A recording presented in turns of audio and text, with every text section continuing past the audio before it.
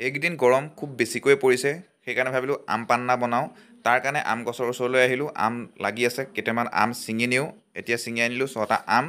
গোটেইকেইটা আম নালাগে, 4টামান আমৰ মই এতিয়া আম পান্না বনাম। পদিনা লৈছোঁ, পদিনাখিনি চফাকৈ ধুই লৈছোঁ।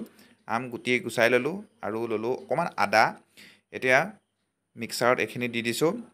এতিয়া মিক্সাৰত প্ৰথমতে আম আৰু পদিনা দিলোঁ, তাৰপাছত আদাকণ দিলোঁ, তাৰপাছত ইয়াত দিছোঁ এচামুচ নিমখ, তাৰপাছত ইয়াত দিম চেনি, সোৱাদ অনুসৰি দিছোঁ। মই 4 চামুচমান চেনি ইয়াত এড কৰি দিছোঁ।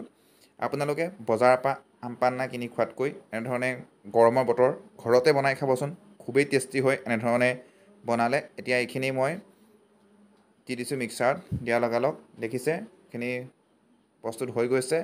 এতিয়া মই লৈছোঁ 2টা গিলাচ। ইয়াৰ অলপ অলপ পৰিমাণে দিম, গোটেইখিনি দিব নালাগে। গোটেইখিনি আপোনাৰ 4-5 গিলাচমান আম পান্না বনি যাব। এতিয়া মই 2টা গিলাচত দুভাগ লৈ লৈছোঁ, তাৰপৰা আইচ লৈছোঁ। আইচখিনি দি দিম, তেতিয়া ঠাণ্ডা হৈ যাব। তাৰ কাৰণে আইচ মই দি দিছোঁ, 4-5 জোখৰকৈ আইচ লৈ লৈছোঁ। এতিয়া আইচখিনি দিয়া হৈ গৈছে, ইয়াত দেখিছে। আইচখিনি দিয়াৰ পাছত ইয়াত মই পানী দি দিম। এতিয়া মই বটলত পানী লৈ লৈছোঁ। পানীখিনি মই ফ্ৰিজত ৰাখিছিলোঁ, ফ্ৰিজত ৰখা পানী দি দিছোঁ। এতিয়া আপোনালোকে দেখিছে খুব সুন্দৰ টেষ্টি আম পান্না প্ৰস্তুত হৈ গৈছে।